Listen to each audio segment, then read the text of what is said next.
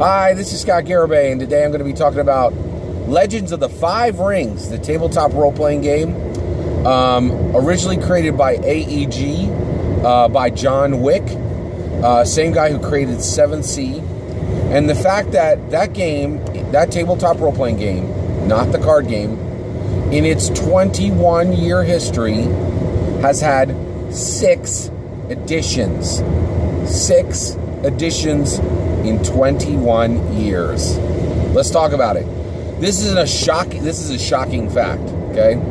Now, the reason I know this is one of my friends on Facebook, a friend who adds physical hardback books to their collection every single week, right? Their collection is truly incredible. They collect at a rate that I would never be able to afford. And these are hardback editions of the books, okay? So one of my friends did a weekly post. They usually post between like 3 and 10 new tabletop role-playing game products that they're adding to their collection every single week. And sitting in one of those photo batches is Legends of the Five Rings, tabletop role-playing game, brand new 2018 core rulebook. Full color, beautiful, made by Fantasy Flight Games. Okay, and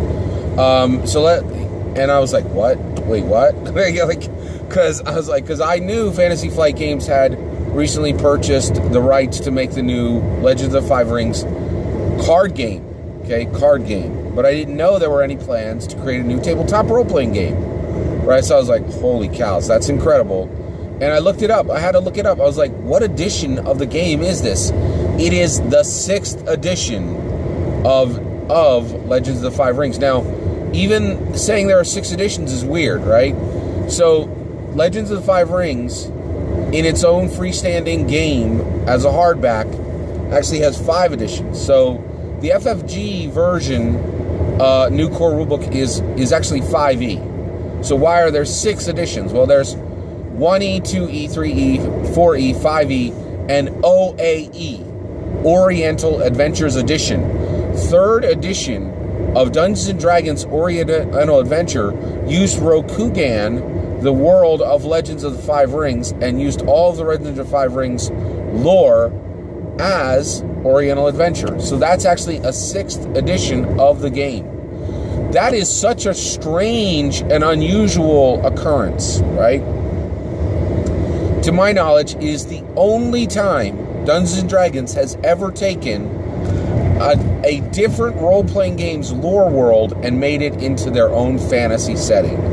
That is unheard of and really unprecedented, in my opinion. It's certainly within the Dungeons & Dragons history, and it may be unprecedented even within tabletop role-playing game history, right? So that is an incredibly unusual circumstance, right?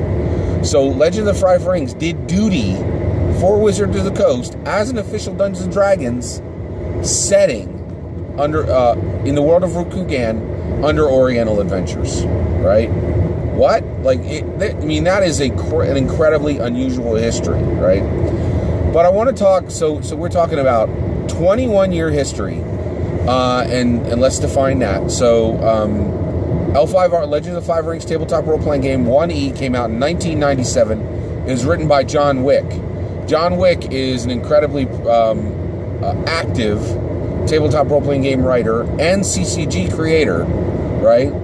But one of the things is, John Wick is also famous for 7th Sea. He published 7th Sea with AEG originally. And then in 2016, John Wick purchased back the rights to 7th Sea, purchased back the rights to his own game from AEG, acquired the rights himself, and then kickstarted 7th Sea on his own as an independent project for $1.3 million. That's incredible. That is truly an incredible run. So John Wick is no slouch. This guy knows how to design a game. He knows how to write. And he wrote Legends of the Five Rings 1E, okay? And I think he was involved in a good number of the editions, right? But here's the thing. We need to talk about this. There are 6 editions of this game in 21 years. That is too many. Too many. All right? Now, let me explain. Dungeons & Dragons, it is the flagship. It is the banner for all of TRPGs. Dungeons & Dragons is 44 years old. It is the oldest tabletop role-playing game on the planet. It is 44 years old, and it has one less edition than Legends of the Five Rings is. So Legends of the Five Rings is not even half as old as Dungeons & Dragons, but it has one more edition than Dungeons & Dragons. Now, why do I say this is too many, right?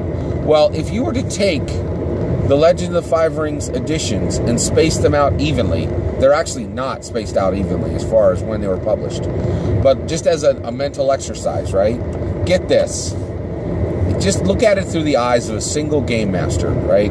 Let's say there's a nice young lady. She starts game mastering Legends of the Five Rings with 1E, right? With the first edition in junior high. She goes from junior high to high school.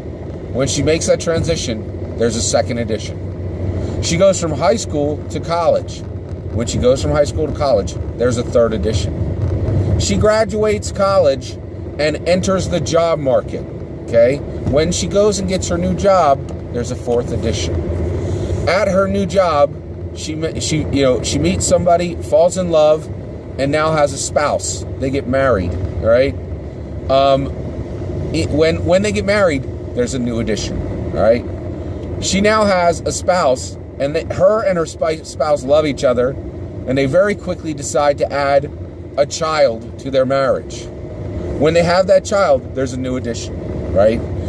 This game can literally follow you from life event of junior high, high school, college, job, marriage, child, right? And in fast, Legend of the Five Rings is whipping through editions faster than a chef whips eggs to put into a souffle, right? That is too fast. The actual amount is 3.5 years. That means that if you are a fan of Legends of Five Rings from the beginning, you need to be replacing your entire book collection every 3.5 years. Like, if you're a fan of Legends of Five Rings, of Legends of Five Rings, you're like a bull with a ring in its nose. And your nose is yanked right, and then it's yanked left, and then it's yanked right, and then it's yanked left, and then it's yanked right, and then it's yanked left. That is too much. Too much. That is poor planning. That is, overall, in my opinion, it is poor planning, and it is too many editions. But what are the lessons of a game having 6 editions in 21 years? Okay? Well, I'll tell you what. Now I'm also going to say real quick, this is not only a problem of Legends of the Five Rings. One of the games that also has this very, very same problem is Warhammer 40K. Warhammer 40K is on its 8th edition. 8th edition. Came out in the 80s, right? Like, that's, it's just whipping through editions, right? And new editions are painful for players and game masters. Just painful, right? So, but overall, looking at the industry, there's definitely lessons to be learned from a game that has 6 editions in 21 years. So what can we learn from Legends of the Five Rings? So one, I'm going to say this right now. Looking at Legends of the Five Rings, I believe that one of the things that's most interesting about Legends of the Five Rings is who buys the game, right? Who buys tabletop role-playing games? Well, guess what? Everybody thought, people who like tabletop role-playing games buy tabletop role-playing games. They buy the book and they play them. No. One of the other major pools for customers for your tabletop role-playing games are tabletop role-playing game publishing companies. I strongly believe that publishers like Legends of Five Rings more than customers like it, right? I think that the market has said Legends of the Five Rings probably shouldn't be in print, right? I think if you look at the customer base, it's tiny, but they've been yanked around so much, right? That the reality is they hardly even know what's going to happen with the game next, right? Because if you're trying to follow a game and you got a new edition to deal with, new rules, new setting, or setting changes. Every 3.5 years, that's like, you would get whiplash just watching what's happening with the editions. Excuse me. So, I'm just like, that's just so much, right? But here's the thing. Even though the market has said this game probably shouldn't be in print, right? I think the publishers, the tabletop role-playing game industry looks at that game and it is much beloved. It is much beloved by tabletop role-playing game writers, by marketers. Everybody in the industry at the macro level loves L5R, and I doubt that game will ever be out of print. Because in order for L5R to be out of print, what you would have to do is you would have to have a situation where the industry says there's no buyers at the publisher level, right? So not only can a tabletop role-playing game be purchased by the customers who buy the hardback books, right? But it can be purchased by publishers. The whole game, lock, stock, and barrel, can be purchased by publishers. Now, Legend of the Five Rings has had 3 companies as owners. It's had AEG, it's had WotC. I'm not sure if WotC owned it outright. I think they might have just owned it as a license, right? But they had some ownership of it at some level for some period of time. And now Fantasy Flight Games owns it. Fantasy Flight Games is a tremendous place to land. They are really, really good at making great books. I love the vast majority of FFG products, and I think L5R has a nice home with Fantasy Flight Games, and I think that's a very happy ending to the story, if it's an ending to the story, right? We don't even know if FFG is going to be its last publisher, or if 5e, which is really the 6th edition of the game, is really going to be the last edition of the game, right? There could be more editions of the game. So basically, I think that's one of the things that is just to recognize. And so also, if we are recognizing that one of the customers for tabletop role-playing games are publishers, are actually not even just tabletop role-playing game publishers, but publishers overall, right? In addition, I really believe that there's going to be an additional grouping of purchasers of tabletop role-playing games. I believe that tech billionaires could definitely be purchasers of tabletop role-playing games. We haven't gotten there yet, right? So just so you're aware, swag is a term that's used for what rich people buy. Swag, and it's an acronym: silver, wine, art, gold. Right? Silver, wine, art, gold. Right? It's just stuff that eternally rich people buy. Well, I think there's going to be a point where tabletop role-playing games begin to get in the mix.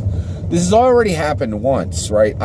Wizards of the Coast bought Dungeons and Dragons from the treasure fall it got out of Magic the Gathering. They, Peter Adkinson, Wizards of the Coast, they had literally just millions of dollars sloshing around, didn't know what to do with it, and go, I know, let's buy Dungeons and Dragons, right? And so this has already happened once with a gaming millionaire. I think this will transition to tech billionaires buying tabletop role-playing games. This trend hasn't started. This is like when people predicted that live-action anime would happen in American cinema. That didn't happen.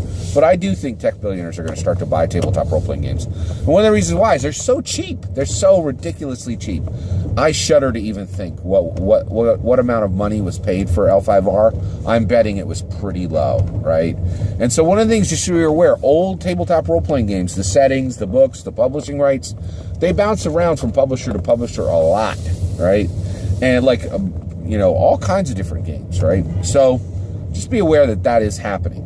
And so I think we're seeing that publishers are purchasers for tabletop role-playing games, even when the market is saying this game probably should not even be in print. There isn't a robust enough. I really don't. I'm not sure that FFG is really going to make a lot of money off of this game. They're probably going to make more. They probably bought it at such a low price, they'll probably make their money back. But I think FFG bought L5R overall because it's much beloved. It's a much beloved game, right? I'm sure they're going to make their money. They'll make profit, but this isn't going to be a huge profit engine, right? And I think one of the things also to recognize is the very clear understanding that is starting to emerge that the economics for tabletop role-playing games are incredibly complex, right? And that,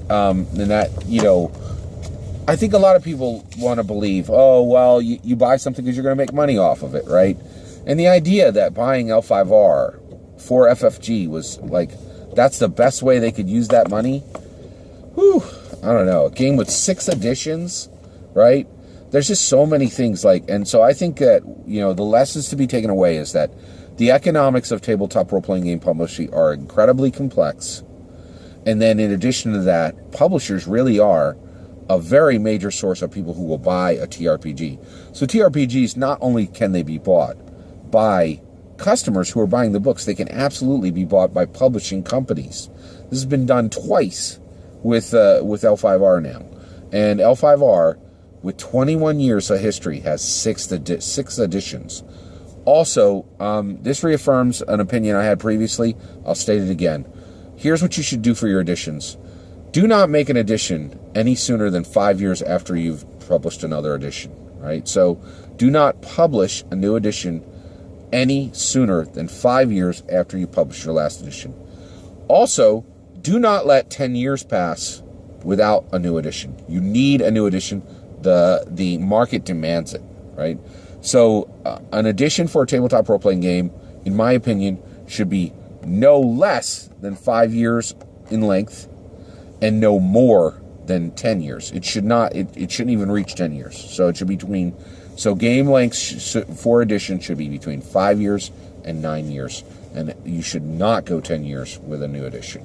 I think these you can see evidence for this position especially with L5R. All right, take care. Thank you very much. Let me know what you think in the comments, and please consider liking and subscribing.